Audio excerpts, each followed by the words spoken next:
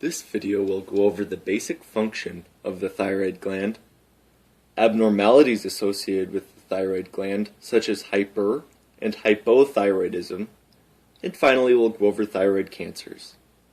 So to begin, the thyroid is a gland found in the anterior portion of the neck. It consists of two lobes, the left lobe and the right lobe, with a connecting stalk in the middle. The thyroid gland is an endocrine gland, meaning it produces hormones. The thyroid gland specifically produces two hormones called T3 and T4. The thyroid gland is stimulated by the anterior pituitary gland and the hypothalamus. Those are two structures within the brain. The anterior pituitary gland secretes a hormone called thyroid stimulating hormone, TSH, which is going to go into the bloodstream, find the thyroid gland, and cause that thyroid gland to produce its two hormones, T3 and T4. Lastly, you'll see four dots in the picture, and that's going to be your parathyroid glands. Your parathyroid gland is a different organ than your thyroid gland, and it has a different function, so it'll be considered a separate organ. So now let's move on to hyperthyroidism.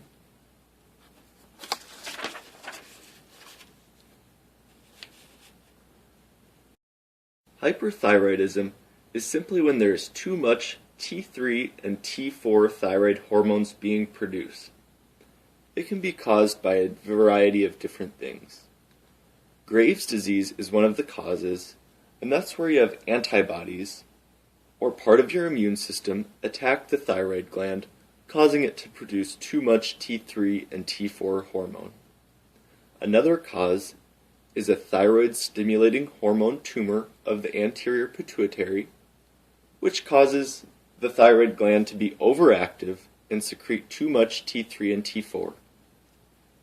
Thyroiditis is simply inflammation of the thyroid gland, and that can cause the thyroid gland to release its produced T3 and T4 hormone into the bloodstream at a faster rate, which can cause increased thyroid hormone levels. And finally, pregnancy can also cause hyperthyroidism. So some of the symptoms associated with hyperthyroidism are going to be increased metabolism. And I like to think of hyperthyroidism as a caffeine overdose of symptoms.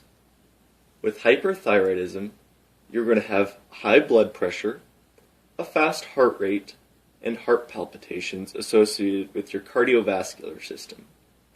You're also going to have diarrhea and weight loss, increased anxiety and heat intolerance, causing you to sweat, and then finally, you may see or may not see a goiter, which is simply an enlargement of the thyroid gland, causing a bulge on the neck. And then lastly, associated with Graves' disease only, you'll see eye protrusion, and that's caused by increased ocular pressure, causing your eye to protrude outwards of the socket. So for diagnosing hyperthyroidism, you may go to your doctor and he may do blood work. The blood work is specifically targeted towards seeing if there's any antibodies towards your thyroid gland, causing it to produce too much, and it'll also be monitoring your thyroid T3 and T4 hormone levels. Also, in the diagnosis of hyperthyroidism, you may be given a radioactive uptake test, in which they give you an oral form of radioactive iodine. This will go directly to the thyroid gland and cause the radiologist to get a picture of your thyroid gland. From there, they can help diagnose hyperthyroidism. In the treatment of hyperthyroidism, there are a variety of different options.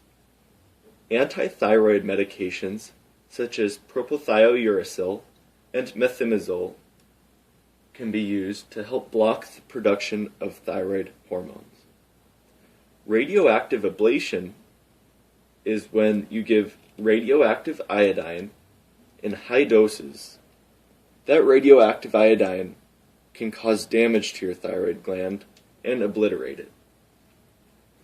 After obliteration, you may need to take synthetic or artificial thyroid hormones because after that radiation, your thyroid gland doesn't work anymore. Lastly, thyroidectomy is simply a surgery that removes either a portion or the full thyroid gland. And again, you may need to be on artificial thyroid hormone levothyroxine, which is simply an artificial thyroid hormone. Next, we're going to move on to hypothyroidism.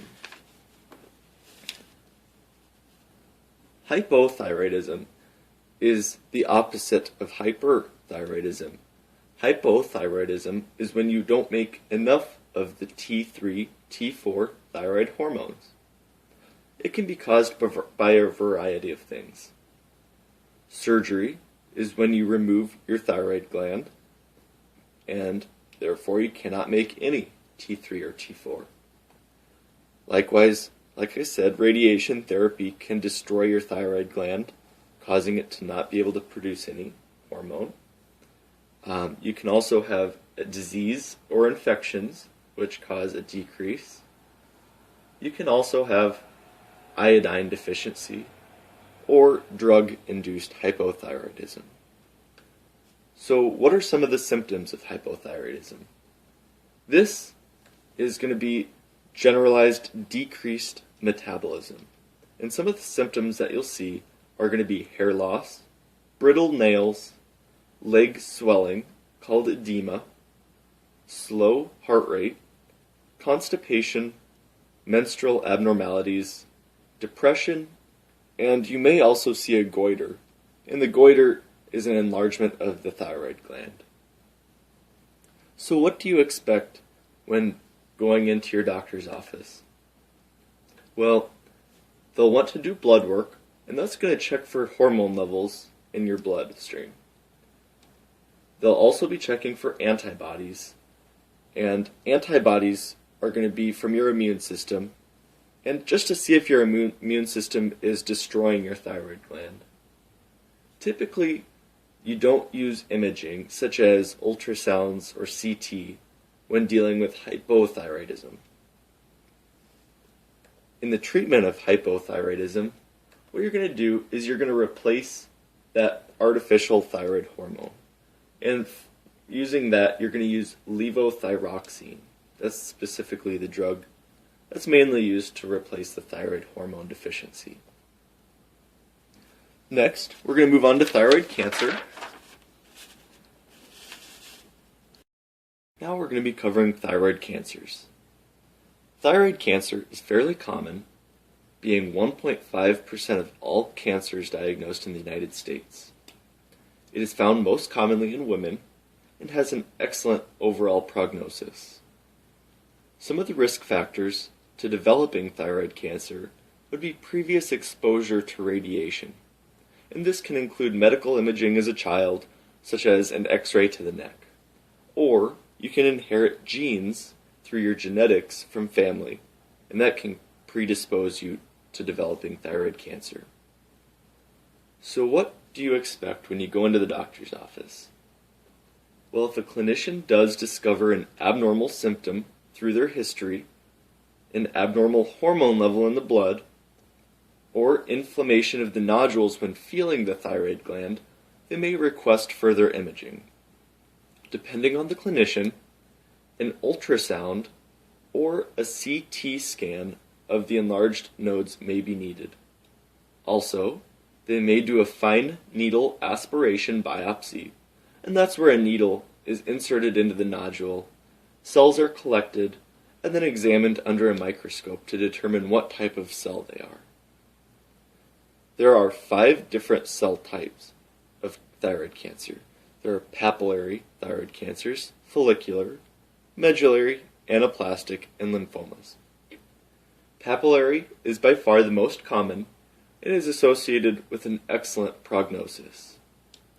They occur mostly in women and account for over 90% of thyroid cancers that come from radiation exposure. Metastasis, or distant spread of that thyroid cancer, is usually rare at the time of diagnosis. The general 20-year survival rate is between 90 and 95%, meaning that in 20 years, over 90 to 95% of those diagnosed with thyroid cancer are still alive. The next most common, follicular thyroid cancer, is found mostly in female and elderly patients. It has a 10-year survival rate of about 85% if diagnosed.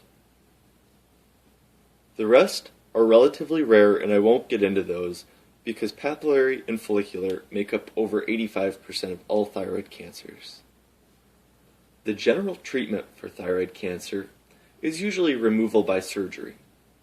Depending on the type of cancer and the cell findings, either part of the thyroid or the full thyroid is removed. The parathyroid glands, which I mentioned earlier are those 4 dots within the thyroid, are going to be left in place because we want to preserve their hormone production. The thyroid gland is going to be fully removed, however. Sometimes surgery is going to be followed up by radiation therapy, which is going to wipe out all of the remaining tidbits of thyroid gland cells. Since the thyroid gland is gone, you're going to need replacement with artificial thyroid hormones, such as levothyroxine, for the rest of the patient's life. Overall, I'm going to leave you with some final thoughts.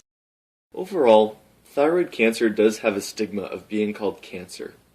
However, it is often a treatable disease if caught early enough.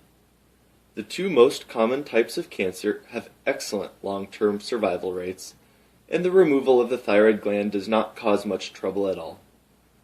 Like all cancers, the key is early detection. It is important to be self-aware and to check your own thyroid gland for any changes.